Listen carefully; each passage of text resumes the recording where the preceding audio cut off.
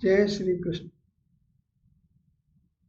मैं भगवान श्री कृष्ण से श्रीमद् भगवत गीता पर अपने विचार प्रस्तुत करने की अनुमति चाहता हूँ। हम गोस्वामी तुलसीदास जी कहते हैं, कर्म प्रदान विश्व रचरागा, जो जस करे सो तस फल जागा। जैसे कर्म करोगे वैसा ही फल मिलने वाला है।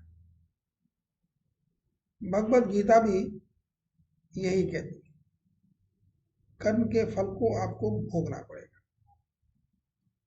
मेरे सामने दो परिस्थितियां आई।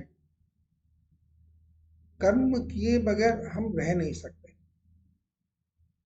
पृथ्वी गतिशील है, समय पर्वत चल रहा है, और समय के साथ हमारे जो भी शरीर, शारीरिक और मानसिक भाव आते हैं और जाते हैं, कर्म होते हैं, उन सब का फल हमें भोगना पड़ेगा। और अगर भोगना पड़ेगा तो हम फिर कभी निवृत्त नहीं हो पाएंगे। कर्म फल से हम कभी निवृत्त नहीं हो पाएंगे। गीता में प्रभु जी ये भी कहते हैं कि तुम सन्यास भी ले लो, क्या करोगे, क्या सन्यास लोगे? कर्मों से तो पीछा छूटेगा नहीं। कर्म तो हमेशा करना ही करना है। कुछ ना करते हुए भी है वो कर्म हो जाता है। अगर हम बिल्कुल शांत बैठ जाएं, कुछ ना करें, वो भी एक कर्म हो गया, हम कुछ नहीं कर रहे। तो कर्म तो हम त्याग नहीं सकते। पृथ्वी का स्वरूप ही ऐसा है कि यहाँ पर हर प्राणी को कर्मशील रहना ही रहना है। और जब कर्मशील रहना है तो कर्मों के फल भी भोगने ही है। अब क्या करें? तो प्रभु जी कहते हैं कि निष्काम कर्म करो। यहाँ पर उन्होंने एक उपाय बताया, दो बात बताई। एक तो निष्काम कर्म, कि आप अगर कोई भी कर्म बिना किसी कामना के करते हैं तो आप उस कर्म के बंधन से नहीं बंधेंगे। और निष्काम कर्म करना थोड़ा मुश्किल है। मानव जो स्वभाव है, वृत्तियां हैं चित्त की, उनमें इसकी संभावना बहुत कम है कि हम कोई भी कर्म करते हुए निष्काम रह पाए। निष्काम मीन्स कर्म के फल के प्रति हमारी कोई आसक्ति ना हो। ऐसा बहुत ही कठिन है, दुष्कर है। अभ्यास के द्वारा करने की हम चेष्टा कर सकते हैं, बट ये मुश्किल है। तो प्रभु जी ने दूसरा उपाय बताया कि आप जो भी कर्म करें उसका कर्ता मुझे मानना है, प्रभु को मानना है, उनके चरणों में कर्म को समर्पित कर दें। तो यहाँ पर एक जो बहुत मेन पार्ट आ जाता है इसमें, कर्ता भाव। और कर्ता भाव से जुड़ा हुआ है निष्कर्म। जब तक हम किसी भी कर्म के कर्ता हैं, हम निष्काम नहीं हो सकते। कोई भी कर्म करने से पहले हमें उसका फल सोचना पड़ता है। ये कर्म करेंगे तो ऐसा होगा। बुद्धिमत्ता है, बुद्धिमानी है, संसार क्रम है, जीवन यात्रा है।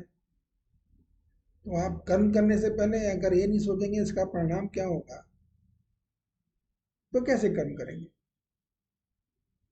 हो नहीं पाए। इसीलिए प्रभु जी ने दो बात बताई। देखिए, अगर आपने कोई कामना नहीं रखी, एक इसका एक और उपाय भी प्रभु बताते हैं। दो बात हो गई, पहला निष्काम कर्म, दूसरा कर्ता भाव को खत्म करके सबका कर्ता प्रभु को मान लेना, ईश्वर को मान लेना। और तीसरा काम उन्होंने एक और बता दिया कि जो भी कर्म तुम्हारे सम्मुख आता है, कर्म स्वतः तुम्हारे सम्मुख चल के आएगा। तो जो कर्म स्वतः तुम्हारे सम्मुख आ रहा है वही कर्म निष्काम हो सकता है। मॉडर्न जो डायनेमिक पर्सनैलिटी के सिद्धांत हैं या पर्सनैलिटी इवोल्यूशन है, उसमें एक वर्ड आता है इनिशिएटिव। एम्बिशियस होना, इनिशिएटिव, एक्शन ओरिएंटेड होना, ये सब जो पाश्चात्य सभ्यता है या पाश्चात्य जो फिलोसफर्स हैं उनकी दी हुई शब्दावली है, उनका ये मार्गदर्शन है किसी पर्सनैलिटी को डेवलप करने के लिए। लेकिन भगवत गीता इससे थोड़ा सा विपरीत हो जाती है। अब यहाँ जस्ट एक दूसरे के अपोजिट हो जाते हैं। निष्काम कर्म करना है, मतलब कोई ऑब्जेक्टिव नहीं है, कोई कामना नहीं है। अब निष्काम कर्म हम कैसे करेंगे? अगर हमारे पास ऑब्जेक्टिव ही नहीं है तो हम चलेंगे ही नहीं यहाँ से। अगर हमें कहीं पे जाना है तो हम पहले ये तय करेंगे कि हमें कहाँ जाना है, तभी तो हम घर से प्रस्थान करेंगे। अगर हमें तय ही नहीं करेंगे हमें कहाँ जाना है तो हम प्रस्थान ही क्यों करेंगे? अब प्रस्थान नहीं करेंगे तो इनिशिएटिव तो हमारा खत्म हो गया। इनिशिएटिव का मतलब है हम पहले प्लान करें हमें क्या करना है, घर से प्रस्थान करें, फिर एक्शन लें और कर्म करें। इसके विपरीत प्रभु जी एक और काम कहते हैं, वो कहते हैं कि जो डेस्टिनी ने तुम्हारे लिए कर्म दे रखे हैं वो स्वतः तुम्हारे सम्मुख आएंगे। एक तो ये बात है, और ऐसा भी कुछ लोग मानते हैं कि कर्म तुम वही करोगे जो तुम्हारे सम्मुख आएंगे। तुम चाहे जितना प्लान कर लो, तुम चाहे जो नाम दे दो, नाम हम दे सकते हैं, हमने ये किया हमने वो किया, लेकिन वो सब डेस्टिनी है। क्योंकि अभी तक ये कोई बता नहीं पाया कि हमारे मन में जो आइडिया जो विचार आते हैं वो कैसे आते हैं। मेरे मन में एक आइडिया आया कि मैंने ये काम करना है, मैंने इनिशिएटिव भी ले लिया, एक्शन भी ले लिया, कर्म भी कर लिया, लेकिन ये क्यों किया? क्योंकि मेरे मन में ये विचार आया कि मैंने ये करना है। तो ये कर्म की जो फिलॉसफीज है और कर्म से निष्काम की जो यात्रा है, सकाम कर्म से निष्काम कर्म की जो यात्रा है, इसका सिर्फ भावात्मक ही पार्ट ऐसा है जिसमें हम कुछ कर सकते हैं। सब भाव आ जाते हैं कि मैंने कहा ये मैं कर रहा हूं तो मेरा कर्ता भाव हो गया, और मन कर नहीं मैं नहीं कर रहा हूं, ये तो ऊपर वाले का आदेश है इसलिए हो रहा है। और ये बात मुझे नहीं, अंतर मन में स्थापित हो जानी चाहिए। कर्म करते हुए आपके मन में, अंतर मन में ये स्थापित होना चाहिए कि काम मैं नहीं करता। और जिस क्षण आपके मन में, चित्त में ये स्थापित हो गया, आप निष्काम कर्म अपने आप ही हो जाएंगे। फिर आपका सकाम कर्म नहीं रहेगा, कोई कामना नहीं होगी तो सकाम कर्म नहीं होगा। तो ये जो निष्काम कर्म की यात्रा है, सकाम कर्म से निष्काम कर्म की ओर ले जाने की जो यात्रा है, यही भगवत गीता प्रोत्साहित करती है। और सच ये है कि भगवान श्री कृष्ण के बगैर इस यात्रा पर चलना बहुत मुश्किल का, चल नहीं पाएंगे, नहीं संभव। उनकी भक्ति, उनकी शरणागत होना, उनके प्रति समर्पण निष्काम कर्म करने के लिए अति आवश्यक। क्योंकि हमारे मन में जो विचारों के संकल्प और विकल्प उठ रहे हैं, ये भगवान की भक्ति से ही इनका अस्त होना संभव, नहीं तो हम रोक नहीं पाएंगे। ये सब तरंगे हैं विचारों की, चारों तरफ फैली हुई है। हर प्राणी एक तरंग का उत्सर्जन कर रहा है, वो तरंग आपके पास एंटर करती है, आपके चित्त में एंटर करती है और आपके चित्त को दिलित करती है। वहाँ पर ऑलरेडी बहुत सी तरंगे हैं, उनका जो प्रभाव होता है, जो आपस में टकराव होता है, जो इंटरफ्रेंस होता है, वो आपको शांत तो रहने नहीं देगा। अब नटशल में यहाँ पर आके दो उपाय मेरे सामने रह जाते हैं। वैसे प्रभु ज्ञानी को और कर्मयोग को भी बताते हैं कि कर्मयोग से भी हम ये अवस्था प्राप्त कर सकते हैं, जब हमारे मन में कामना खत्म हो जाए, हम सिर्फ कर्म करें। ज्ञान से भी हम ये अवस्था प्राप्त कर सकते हैं। लेकिन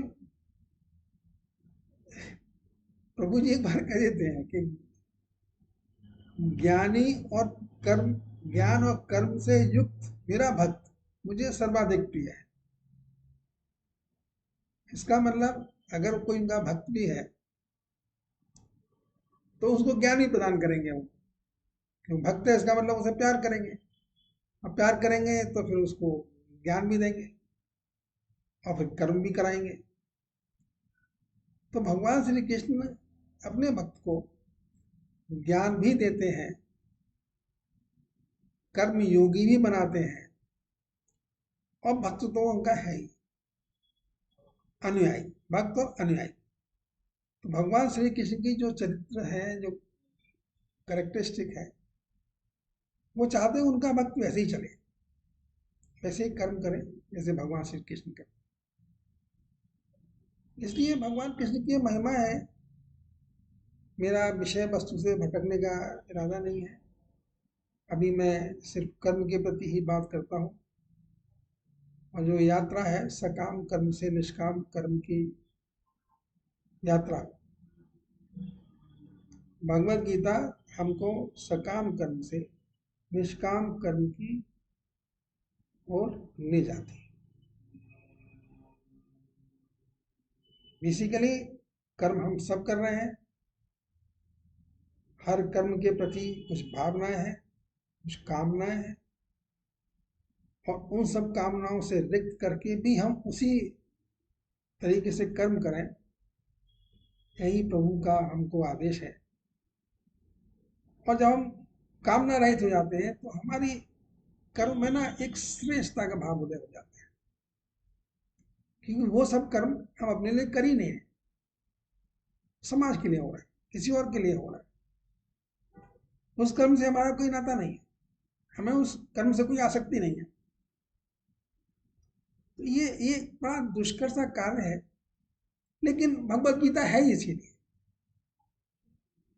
भगवत गीता का अध्ययन, चिंतन, मनन,